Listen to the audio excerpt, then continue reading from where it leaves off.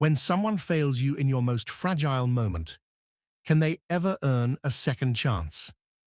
Both Lena and Julian must wrestle with abandonment, shame, and what it means to be worthy, not just of love, but of themselves. She gave birth alone, while he gave in to someone else's arms. So when he came home to cradle his newborn, all he found was silence and signed divorce papers. Now seat tight as begin this exploration together. The fluorescent lights above flickered softly, humming in sync with the machines that beeped steadily beside the hospital bed. Lena's fingers clutched the white sheet with effort, knuckles pale against the sterile linen. Sweat pooled at her brow. She was breathing through the pain like a soldier, like she'd been doing for the last 9 months. A nurse reached for her hand. "You're doing great, honey. He'll be here soon." Lena didn't answer. She didn't need to. Her eyes drifted to her phone. Still no reply. 3 calls, 2 voicemails, no text, no "I'm on my way," not even a lie. She winced, gritting her teeth as another contraction tore through her. A tear slipped down her temple, not from pain, but from the emptiness that sat beside her, hollow and cold like an unwelcome guest. In the corner of the room, her hospital bag sat unopened, packed with tiny onesies, a pair of matching socks she had bought for Julian, and a small blue cap embroidered with the words, "Hello, Daddy."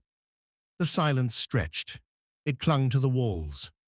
Outside the hospital, across the city, Julian Harlow stood in a penthouse suite of the Alderan Hotel, staring blankly at the skyline. Manhattan's glow sparkled behind the windows, oblivious to the mess he was in the middle of creating. The woman across the room was laughing softly, adjusting her black dress. Her lipstick was smeared, and she didn't seem to care. "You always leave like the world owes you a favor," she smirked. "Didn't you say your wife was in labor?" Julian exhaled. "Yeah." She tilted her head, mocking. "Nice." Julian didn't respond. He buttoned his shirt slowly, methodically, like if he could just get his cuffs right, maybe he could fasten the guilt away too.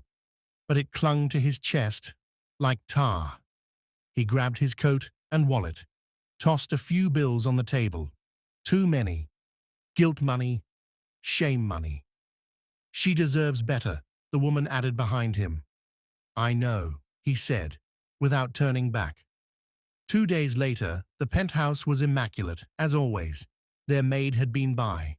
Fresh flowers on the table, champagne chilling in a bucket. Julian stood at the front door, holding a white teddy bear and a bouquet of pale pink peonies. Lena's favorite. He opened the door with a soft smile, ready to say something rehearsed, something romantic, something to make her forget. Instead, the smile died in his throat. The crib in the corner sat empty. The silence was sharper here. On the kitchen counter, where they usually left love notes or grocery lists, sat a single manila envelope. His name, Julian Edward Harlow, typed in bold letters. He knew what it was before he touched it. His hands shook as he slid the papers out. Divorce, full custody requested. There was no letter, no explanation. Just her signature at the bottom, bold, unwavering. And one line, scribbled in pen on a sticky note. "You gave away the moment we became a family. I'm giving away your last chance to be one." Julian sat down slowly on the couch, clutching the envelope. Somewhere across the city, Lena rocked a newborn in a quiet apartment. No nursery, no name on the wall, just soft humming and warm skin pressed to her chest. Her sister knocked gently on the door, holding groceries. "Lena, are you okay?" Lena didn't answer. She just stared at her baby boy, brushing a thumb across his cheek. "I'll never let you feel unwanted," she whispered. "Never."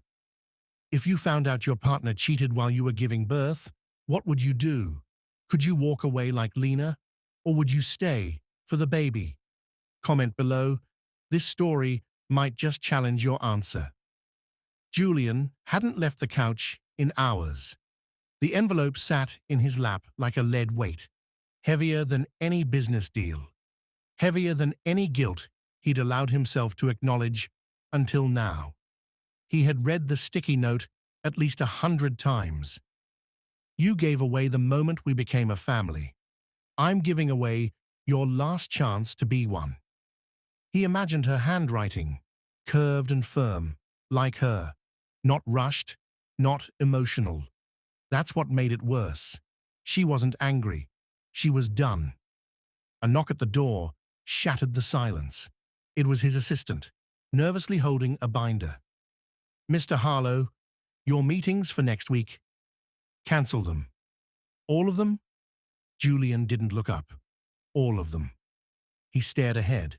Behind his eyes, the moment replayed again and again. Lena in a hospital bed, alone, breathing through pain, holding their child for the first time, without him. His mind couldn't conjure the baby's face. He didn't even know if it was a boy or girl. He had missed it. 2 days earlier, the nurse placed the baby in her arms. The room was dim, quiet now. The storm of labor had passed. The weight of her son, their son, rested against her chest. His eyes were closed, his breathing soft and new. Lena expected tears. Instead, she felt numb. She glanced at her phone once more. No missed calls, no texts, no Julian. A different kind of pain lanced through her, the kind not even medication could dull. She pressed a kiss to her baby's forehead, whispered a name she had picked on her own, Leo. And right then, she knew. Love wasn't loud. It wasn't roses or rings. It was there, and Julian hadn't been. Back to present. Julian's POV. Julian stormed into the hospital 3 days late, wearing yesterday's suit and carrying the teddy bear he'd picked out weeks ago. Room 304, he said breathlessly to the nurse. The woman gave him a cautious glance. The patient checked out 2 days ago. He blinked. What? She left on her own. No one came to pick her up. Julian's heart dropped. What about the baby? She had a son, healthy.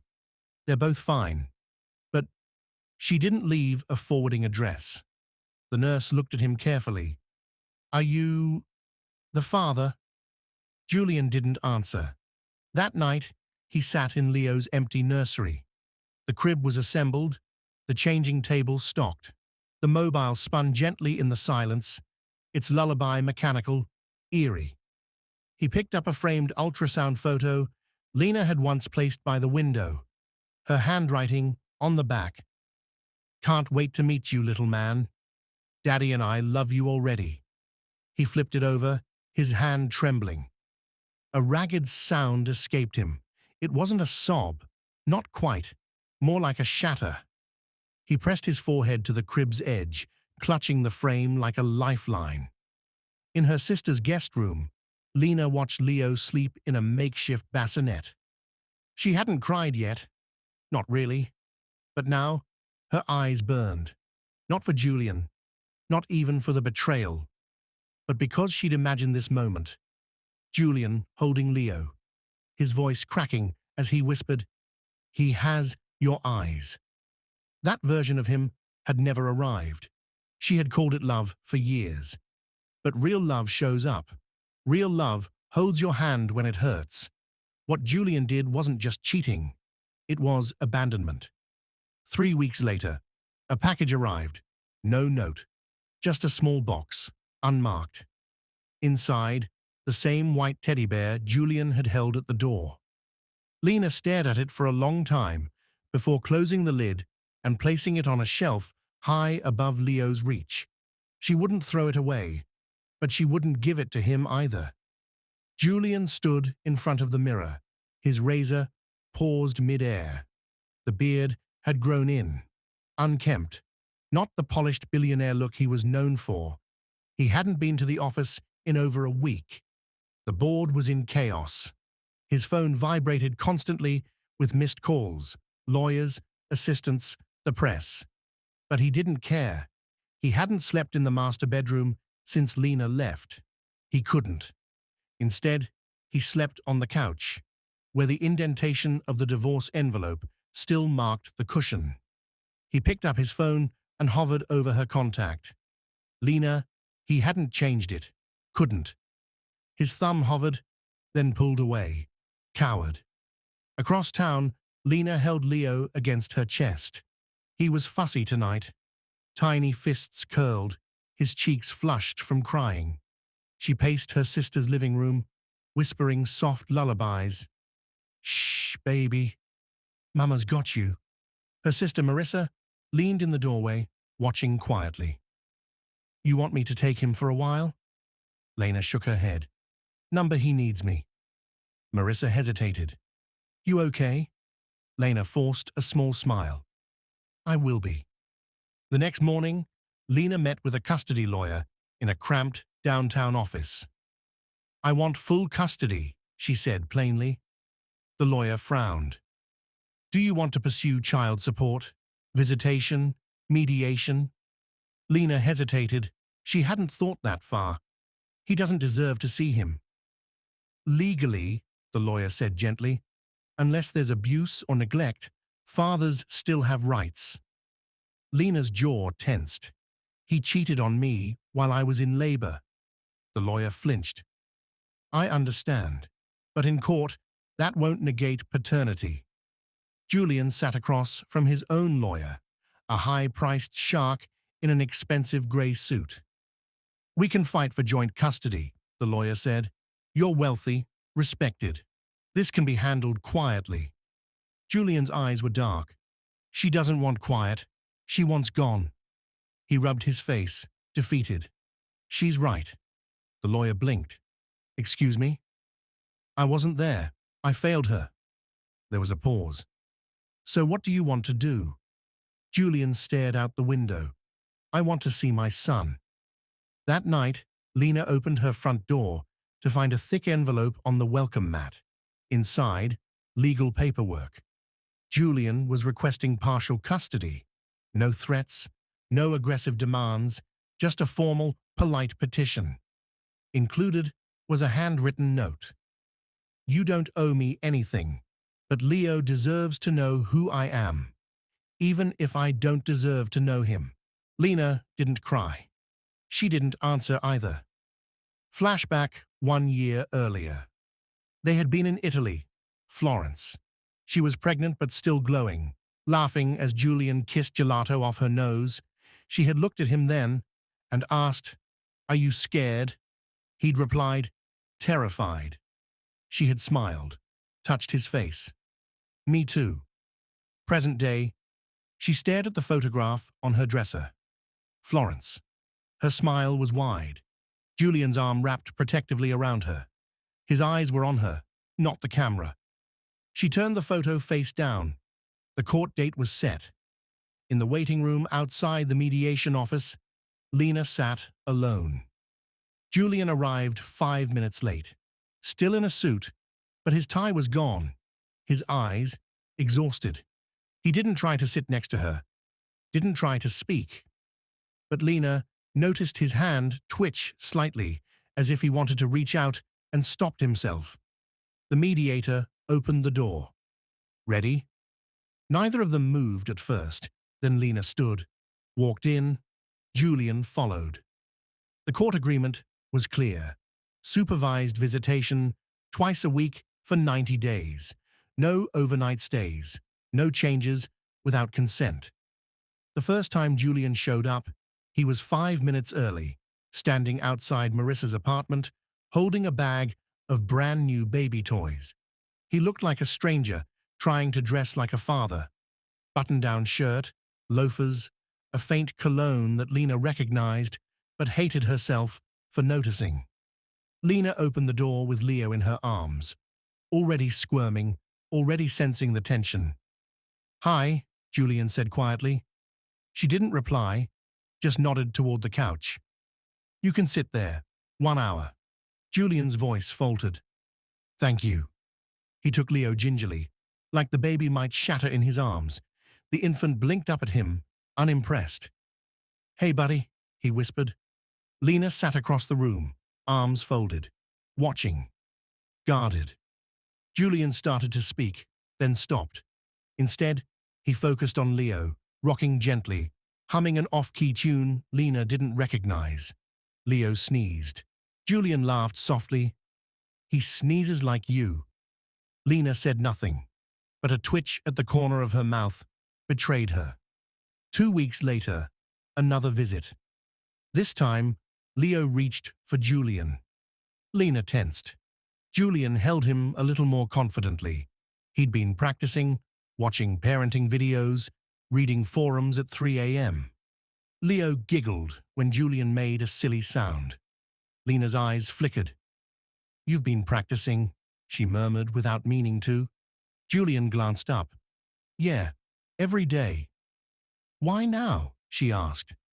Why not when it mattered? Julian looked down. Because now I know what I lost. Lena scoffed. You don't even know what that means. She stood to take Leo back. But the baby started crying, fussing as she pulled him from Julian's arms. She froze. Julian looked stunned. Does that mean he likes me? He doesn't know who you are, Lena said sharply, then softer. Yet. 1 month later, they began meeting at a neutral site, a co-parenting center with cameras and cushioned floors. Lena hated the fluorescent lights and chirpy staff, but it was better than watching Julian invade her space. At first, she stayed rigid during every visit, eyes on the clock. But one rainy afternoon, she forgot herself. Julian was lying on the mat, holding Leo above his head and making airplane noises. The baby was squealing with laughter. Lena, unthinking, smiled. Julian looked over. Their eyes met. It lasted only a second, but it echoed louder than any word they'd spoken in weeks. After the visit, outside in the parking lot, Lena was strapping Leo into the car seat when Julian hesitated near the door. He fumbled. I know this doesn't mean anything yet, but thank you for letting me try. She looked up, caught off guard by the sincerity. He continued. I never really knew what I was missing. Until now. Lena closed the door gently. You think a few smiles and toys undo what you did? She asked. No, he said. I think they might be the first bricks in something that lasts. Lena got in the car without responding, but her hands trembled on the wheel. Later that night, at home, Lena sat in bed, Leo asleep beside her. She scrolled through old messages, landing on a photo from their Florence trip. Julian had taken it, a candid of her laughing in the street, ice cream on her lips. He had captioned it, You make the world less lonely. She closed the phone and stared at the ceiling. Then she whispered into the dark, Then why did you leave me alone when it mattered most? Julian sat in his car, staring at his own reflection in the rearview mirror. He looked exhausted, but beneath that, something softer, calmer, in the back seat, an empty car seat he'd bought on his own, just in case. He looked at it and whispered, I'll earn this. I swear to God, I'll earn this. Julian sat across from Lena in the co-parenting center's office. The mediator had stepped out to grab paperwork, leaving them in a heavy silence. Leo was asleep in the stroller, his tiny fists curled like question marks. Lena checked her phone. No messages. Julian fidgeted with his watch, a nervous habit she remembered from their early dates. She finally broke the silence. Did you love her? His hand froze. What? He asked, stunned. The woman. That night. Did you love her? Julian's voice dropped. No. Lena stared at him, unreadable. Then why? He exhaled sharply. Because I was terrified. A beat passed. Of what? She asked. Her voice was low, but not cruel. Julian hesitated, then spoke the words like glass scraping across stone. Of becoming my father. Lena blinked. Flashback. Julian, age 7. A tiny boy hid under the kitchen table while his parents screamed overhead. His mother's mascara streaked down her face. His father was already halfway out the door. Don't you dare walk out on us, she shrieked. The man turned. I already did. The door slammed. Silence. Julian didn't cry. He just curled tighter into the wood grain, holding his breath, listening to his mother crumble. I told myself I'd never be like him, Julian said, eyes wet but defiant. But the closer I got to becoming a father, the more I felt like I was standing on a trap door. I panicked. I blew it up before it could blow me up. Lena swallowed, her voice barely above a whisper. So you cheated to protect yourself? He nodded slowly. I thought if I destroyed it first, I wouldn't have to watch it fall apart later. She looked away, blinking fast. That's not love, she said. I know, he replied, but it was fear. That night, Lena opened a box she hadn't touched in months. Inside were old journals, ultrasound printouts, and a small velvet envelope from Florence. Inside, a necklace Julian had given her, an infinity symbol looped in gold. She had worn it for 6 months straight. She slipped it out and held it between her fingers, just long enough to remember how it used to feel against her skin. Then she put it back. A week later, Julian was late to the next visit. Not like him. When he arrived, he was flustered, but smiling, holding a small photo album. I wanted to show Leo something, he said. Lena narrowed her eyes. What is it? He opened the album slowly. Inside were photos of Julian as a child, back when he smiled without hesitation.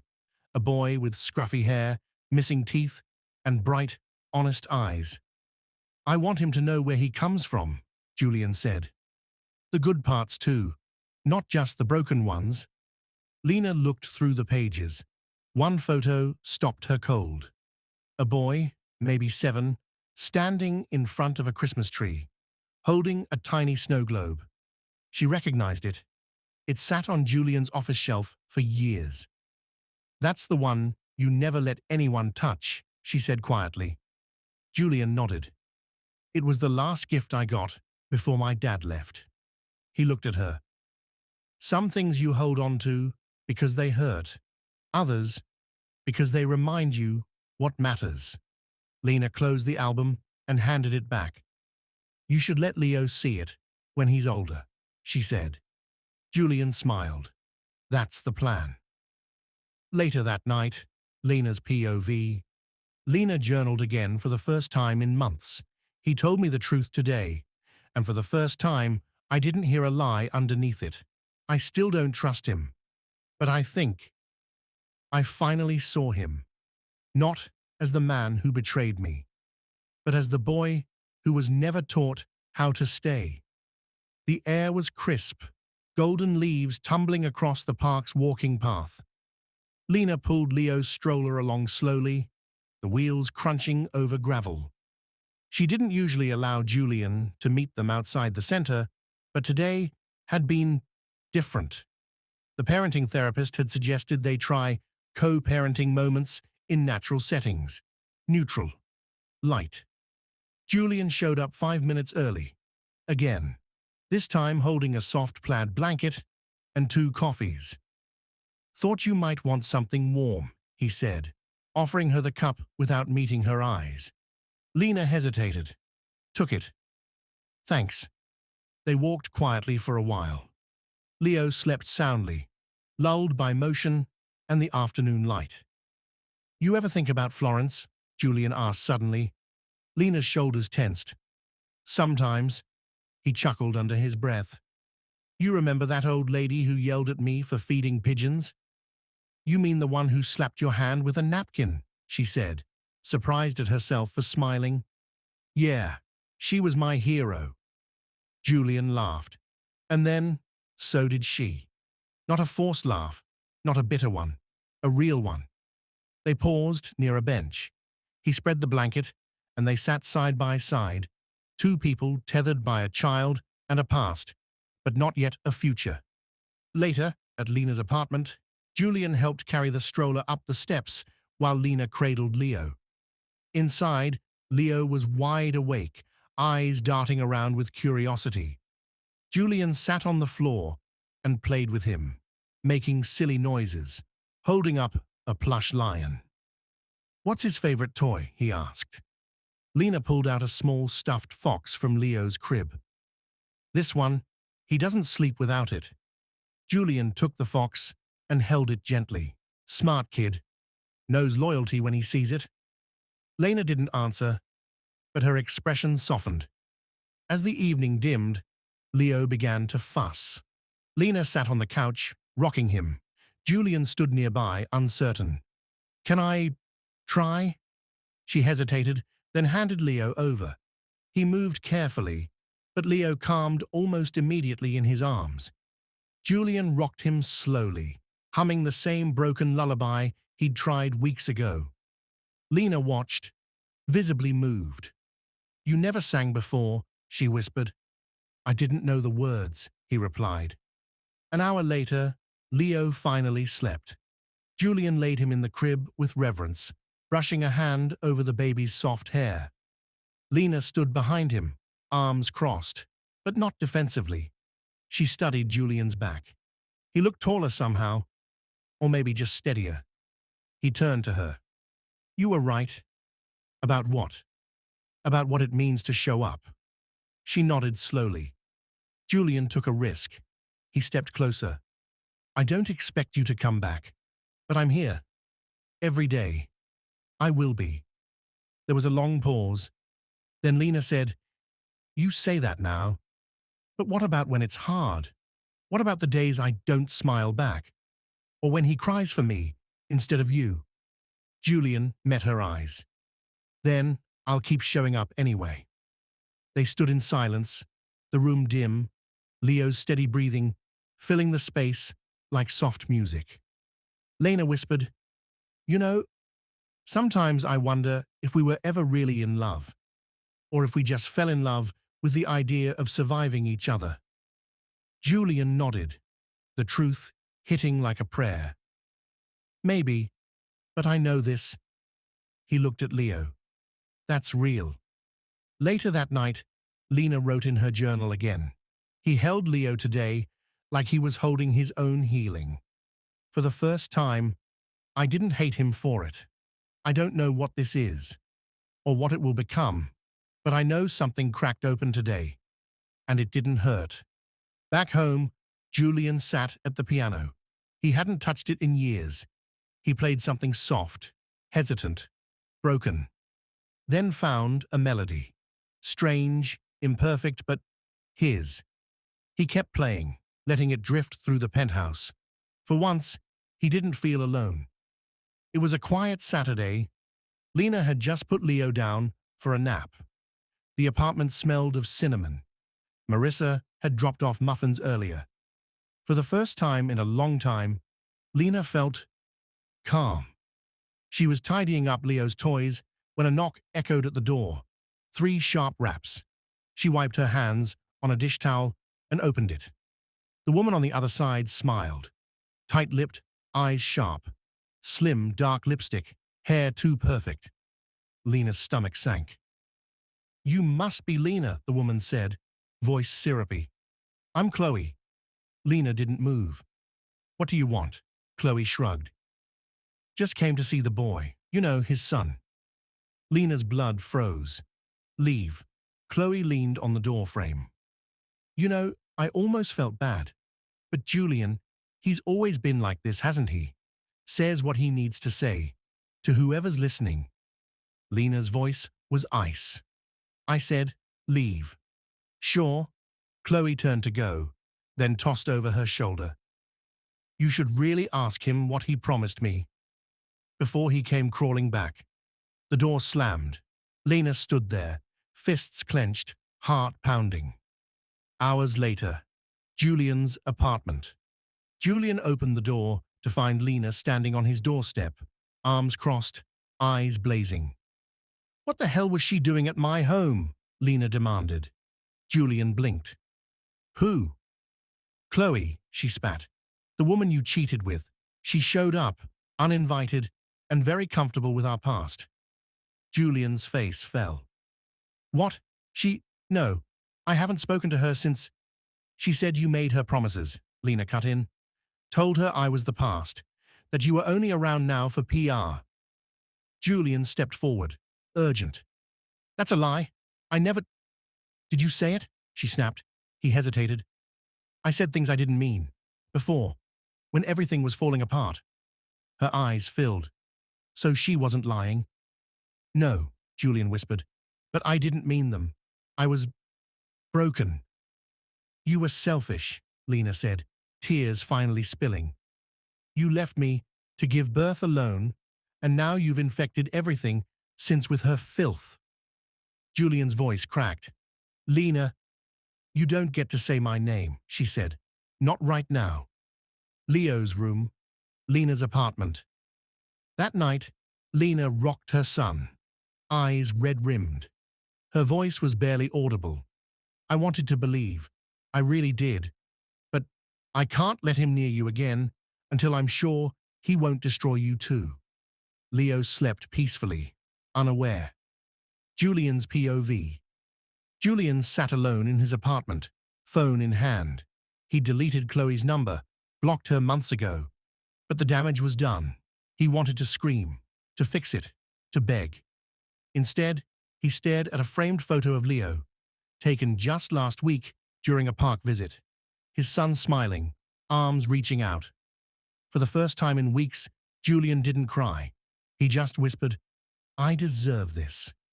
A week later, Lena filed a petition to pause visitation until further review.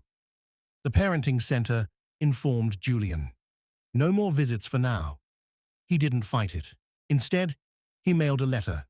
Not legal, not dramatic, just one page. I failed you again. This time with truth, not action. But it still broke you. I understand. And I will wait. I won't push. I just hope that someday you'll believe who I've become more than who I was.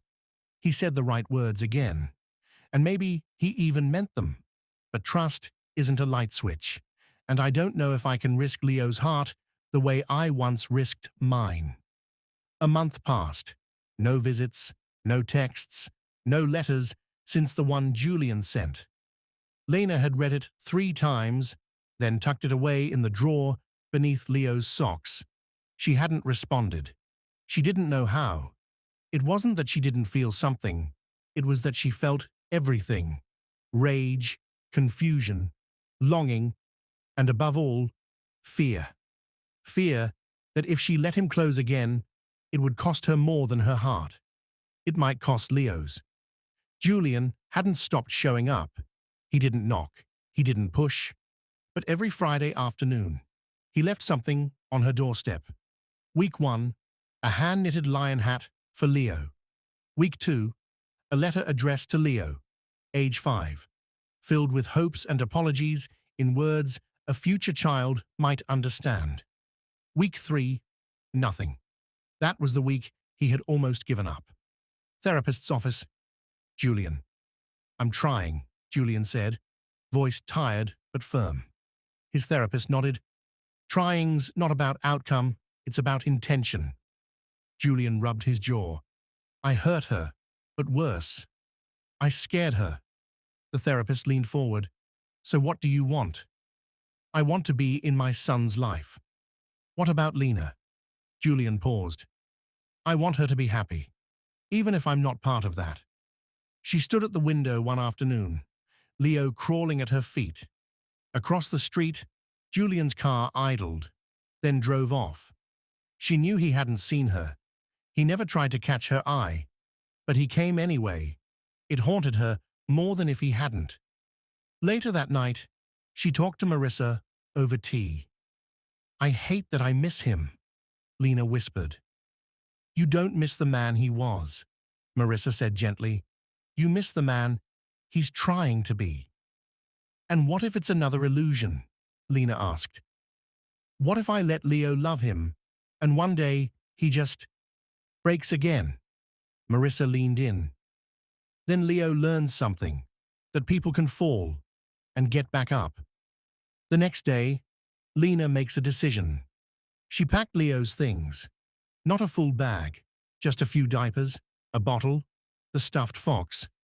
She stood at Julian's door at sunset. Her knock was soft. When he opened the door, his breath caught. Lena didn't speak at first. Then she held out Leo. "I need to know if you can do this. If you can hold him, feed him, show up for him, not as a redemption arc, but as his father." Julian blinked, stunned. "I can," he whispered. "I will." She stepped inside, not into the past, not into a promise, but into the present. They sat in silence while Leo played on the rug. Julian set up blocks, his hands shaking just slightly. Lena watched, arms wrapped around herself. "I used to picture this," she said softly. "Not the luxury, not the toys, just us, on the floor, laughing." Julian looked at her. "I still picture it," he admitted. "Every night." A pause. "You think you'll ever forgive me?" he asked. Lena didn't look at him. "I don't know yet, but I'm not walking away today." Later, Julian alone. After Lena and Leo left, Julian stood at the window. His reflection stared back. Older, quieter, but more whole. For the first time, he didn't feel like a man trying to fix something broken. He felt like a man learning how not to break it again. Lena's journal. "Today, I gave him a piece of trust, not because he earned it all, but because maybe healing means risking small pieces until they start to fit again." Have you ever had to decide whether to protect your heart or open it, knowing the cost either way? What would you have done in Lena's shoes? Share below. 3 months later. The sun spilled gold through the windows of Julian's home, softening the edges of the sleek, modern interior that once felt cold. Now it was littered with signs of life. A high chair, storybooks, the occasional plush toy underfoot. Julian adjusted Leo's tiny winter hat, pulling it snug over his ears. The boy squirmed, giggling. "You're impossible," Julian laughed. "Just like your mum." From the doorway, Lena smirked, arms crossed. "Meaning stubborn and smart," she said. Julian looked up, surprised by the warmth in her voice. "Exactly," he said, smiling. They were going to the park, together, again. It had become a quiet habit. As they walked, Leo asleep in the stroller, Julian kept glancing sideways at Lena. There was a peace in her now, a fragile one, but growing. "Can I ask something?" he said. She nodded. "Why'd you come back that day?" Lena was quiet for a moment. Then, "Because I saw who you were without me." He looked confused. "You weren't chasing me. You weren't performing. You just showed up. For Leo. For yourself." She took a breath. "And I realized I didn't want to keep punishing a man who wasn't trying to erase what he did, but learn from it." Julian's voice was low. "I think I'll spend the rest of my life learning." She nodded. "Good. Because I'll spend mine protecting Leo, whether you're part of that or not." A pause. "But I'd rather you be." Julian blinked fast, swallowing hard. Flashback. Florence, Italy, 1.5 years ago. They stood on a rooftop at sunset, glasses of wine in hand, wind in Lena's hair. Julian had whispered, "I've never felt more like myself than when you look at me." She had smiled. "Then don't make me stop." Present day. Lena's apartment. That night, after the park, Lena sat at her kitchen table, sipping tea. Marissa was over, watching Leo sleep. She pulled out her journal and opened to the last entry. Then she turned to a fresh page. Today, I let him carry Leo into the house. Not because I needed him to, but because he looked like he'd been waiting for years to feel that weight in his arms. And it didn't hurt. It healed something instead. Meanwhile, Julian's penthouse.